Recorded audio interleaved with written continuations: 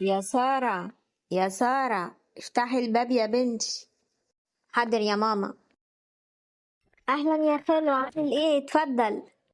أهلا يا حبيبتي، وحشتيني. وإنت كمان يا خالو. أهلا يا حبيبي، اتفضل اتفضل. أهلا يا أم سارة، عاملة إيه؟ الحمد لله يا حبيبي، تسلم. وإنت أخبارك إيه؟ أنا الحمد لله بخير. روحي يا سارة اعملي لنا شاي. حاضر يا ماما. أنا جاي النهاردة وجايب لك أخبار كويسة. إيه يا حبيبي، خير قول. أنا جايب عريس لسارة.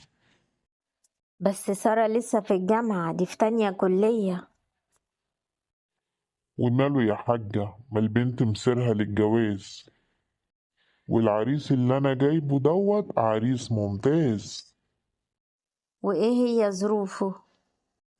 بصي، هو عريس مقتدر وشغال في البحرين، ومستعد يجهز كل حاجة، ومش طالب مننا غير حاجتها الشخصية بس، والباقي كله عليه. هو بس في مشكلة واحدة. مشكلة؟ مشكلة إيه؟ هو عنده 52 سنة، بس مش باين عليه خالص، ومراته متوفية من أكتر من سنتين، وعنده بنتين. الكبيرة عايشة معاه، والصغيرة عند أهل مامتها من وقت وفاة أمها.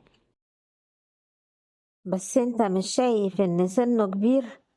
وكمان عنده بنات، وسارة لسه صغيرة وفي الجامعة. بصي يا أختي، فكري كويس وخلي سارة كمان تفكر، وهو نازل أجازة قريب ومستعد يجي تشوفه ويشوفها ويقعدوا مع بعض.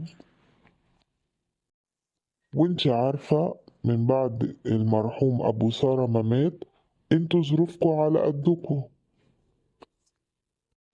اه والله يا اخويا، المعاش بتاع ابوهم صغير ويا دوبك، وحتى الارض اللي كان سايبها لنا بعناها، وشايلة فلوسها لتجهيز البنات.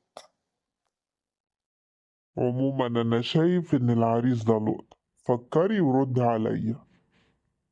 الشاي.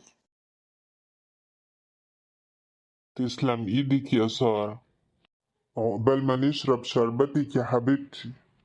لا لسه بدري يا خالو.